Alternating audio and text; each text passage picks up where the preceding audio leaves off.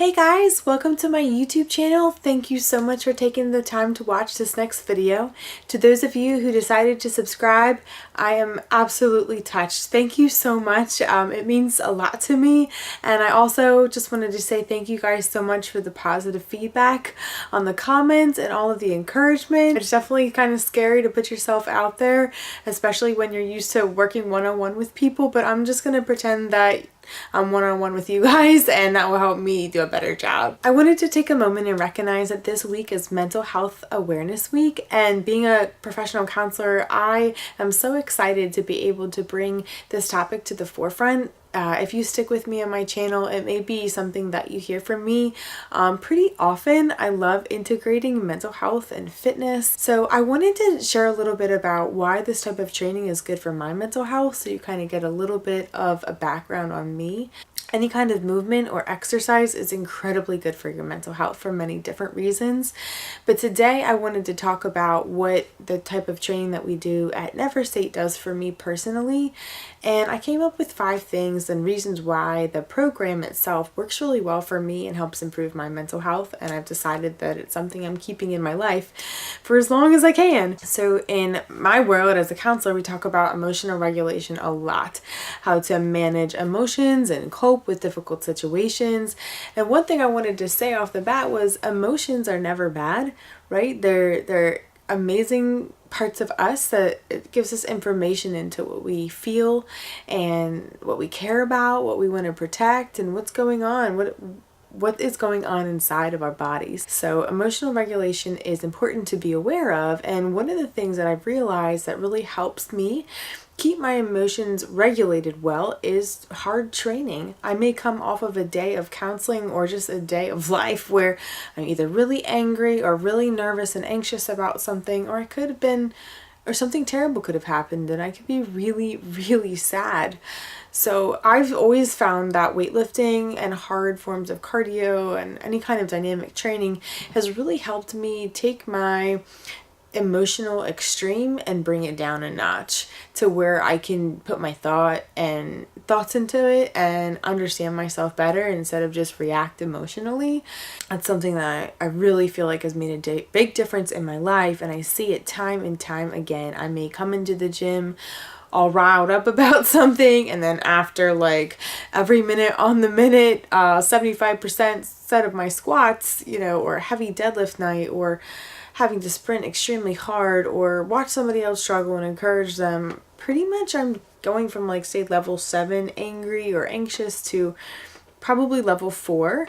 And so I've been able to take my emotions and regulate them through the form of exercise and take all of that energy and put it into something good that absorbed it. The weights don't change. They're always going to be the same, 5 pounds, 5 pounds, 10 pounds, 2.5 to 2.5. And so it's kind of nice to be able to go somewhere where you always know it's going to be the same. And so my extra energy goes into the weights, and I always walk away more encouraged, more inspired. I always have a better outlook on life when I leave. You've probably heard about endorphins being released, dopamine being released and increased as you exercise, and that is 100% true for me. So that's why it's kind of like a regimented thing for me, where it's 3 to 4 days a week. I'm giving myself a dose of that. So the second thing that has always helped me with these types of programs is being able to incorporate self-discipline and self-control into my life. Just like everyone else, I'm someone who likes to do things that are comfortable for me, and going outside in the rain day in and day out to train is not something I want to do. Or if it's freezing cold outside, I don't want to get out of bed and go to the gym. Or if it's humid and I do my hair and then it goes crazy, I don't want to have to go train. But guess what? There's a program and it says this is what we're doing today, and I feel better when I do it. I have never been someone who's that self-disciplined, so I've been able to take this self-discipline and control from the program and integrate it into myself, so now it's a part of me. A lot of times in therapy, I help people learn that what you don't have inside of you, it needs to be developed and cultivated, and a lot of times that's finding someone else who's doing that and coming to doing what they do, or buying a program, or hiring a trainer or coach, or just doing something where you're trying to get what you don't have. And so I feel like I've been able to do that through these programs. So it's very important to me to keep going, because if I stop going for a little bit, I'm going to stop going. So that's a huge important part. Self-control and self-discipline, and that goes into all aspects of my life. The third thing I wanted to share about why this type of training helps my mental health is noticing proud moments. And what I mean by that is we all have memories and things that we focus on, and a lot of times when people leave the gym, they focus on, man, I didn't do that well, I failed here, I didn't look as good as that girl, or whatever. So we all tend to focus on the negative memories and the negative things. That's what we notice. So whatever your attention goes to is what you end up focusing on. So one of the things that I try to do is focus on proud moments and small incremental growth. So I'm proud that I lifted 5 pounds more today than I did yesterday. I'm proud that I got to do 2 more reps on my 80% than I did 6 weeks ago when we started this training cycle. Brian's program is awesome because it sets you up to be able to create a proud moment for yourself on a daily basis. And what that does is it increases your trust and confidence with yourself. So it's actually one of the best ways to build self-confidence is to be able to practice doing one thing and just getting a little bit better at it. But if it's 5 pounds at a time, that's okay. You can still look back upon it and be like, man, that felt so good, and I'm so proud of that. So whenever I go into a competition, like I'm going to compete at USS Nationals in June, and I'm terrified, but one of the things I've already started to do is go back and look at footage of myself being successful on certain lifts. Like, yes, you have lifted 130 pounds on the log before. You did it 3 months ago. You can do it again. And I watch it over and over again, and then I go in and practice that, and it actually strengthens the neural pathways in my brain to remember this is what my body does when I'm going to do this lift. And that can apply to so many things.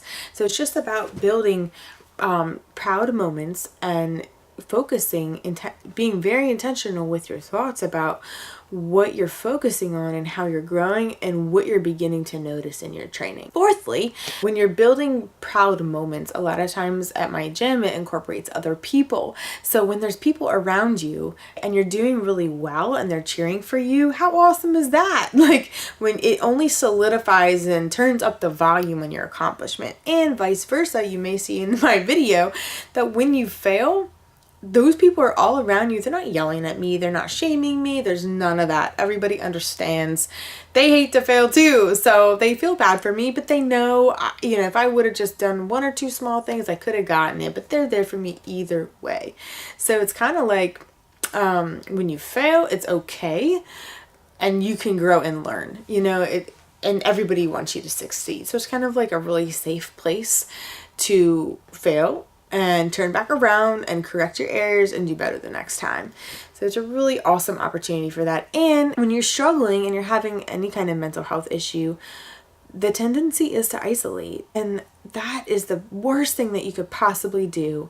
If you're depressed, if you're anxious, if you're grieving, to draw in and stay away from people is definitely what you want to do, but it's the worst possible thing to do.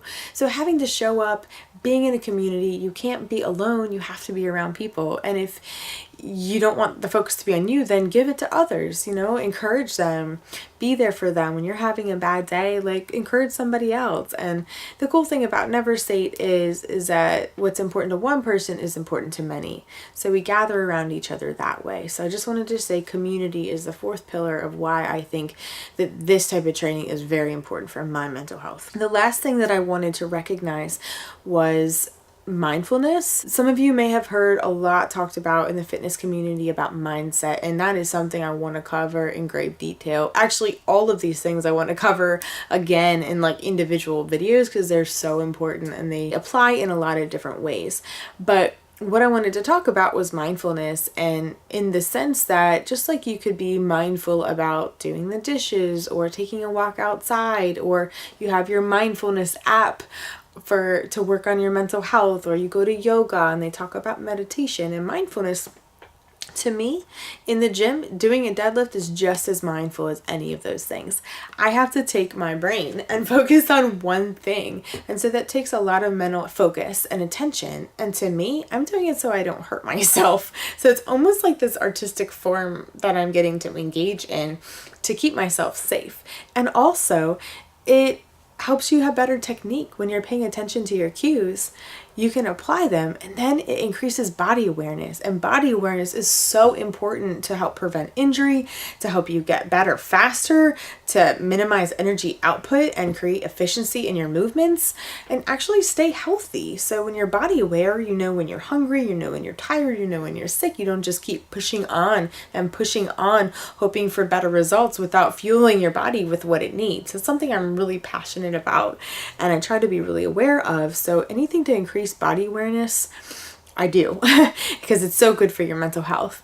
And mindfulness is one of those things that, man, when I go into a training session, I've got like 2 things on my mind I wanted to focus on that day. So like what you might see in my video is my clean and press. So the clean is something that I focus on being mindful about this whole day.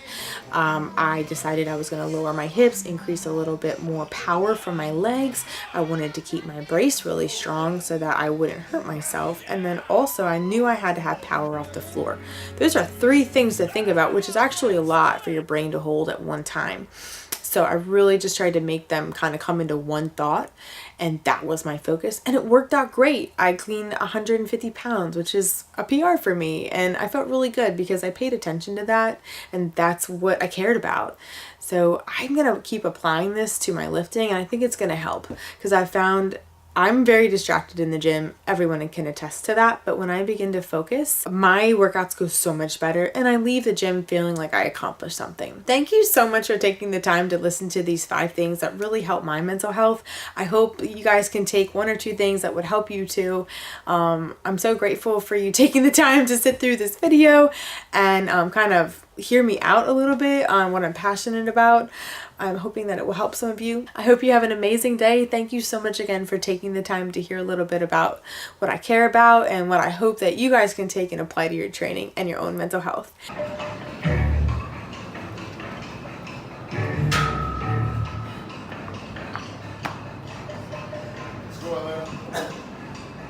Come on!